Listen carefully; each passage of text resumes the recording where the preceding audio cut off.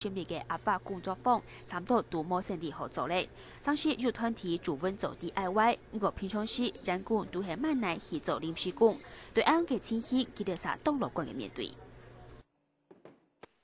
就順其自然啊！像我們現在這種年齡，真的要到外面去找工作的話，也很困難啦。像我們現在說，如果有像政府推出的一些短期的工作，我們可以做的話，我們就會去做。然後就是假日的時候，我們會回家去做一些農事，貼補一些家用。颱風差嘅上嘎啦嘎啦響，雖然講有點故事嘅感覺，不過因為天通過後，佢哋接觸協助，而重要響是未嚟僑屬設營業工作坊。不過聽年9月日正在疫情退燒過後，韓國勞委會嘅協助方案結束，僑屬設營業總算很係要面對現實，先告改善。因為經濟的不景氣，導致說來觀光的人、來 DIY 的人就逐漸減少了。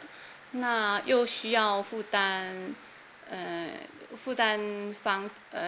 房租金嘛，租金還有水電費啊，1個月要7000多塊，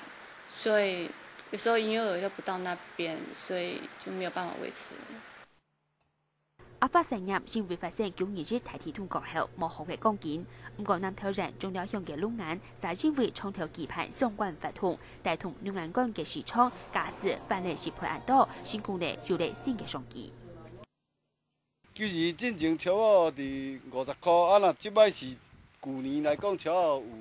起到超蚵90啊啦，啊，若今年來講都有這個災害吼，減收了可能120塊啊，可能會倒起嚟啊。全網係開創事業第2春當成功嘅，係有倆推動人實講向嘅兩群婦人家，冇認為9月日大天通日本大問題，顛倒係親自業實力實講傳統美食小鋪，兩條婦人家相互支持重新出發，唔但想解決生活嘅問題，美食小鋪也會開地方。921天通了後，等下就可以開發我們石岡媽媽的話，我們的生活比較有改善。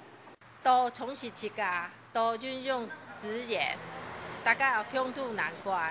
像我安尼9個人，自家認真做，自家救自家，向前看，認真個認真，幾天會成功。本來係冇萬人知嘅成業，也竟然變做地方當中重要嘅發展，係能提升農民嘅收入。可能事件做得大早之前，9月日大天通帶來嘅傷痛，兩成年來相親現測將了9月日大天通帶來嘅傷害唔記得，為生活繼續打拼，重新出發。下個新聞綜合報道。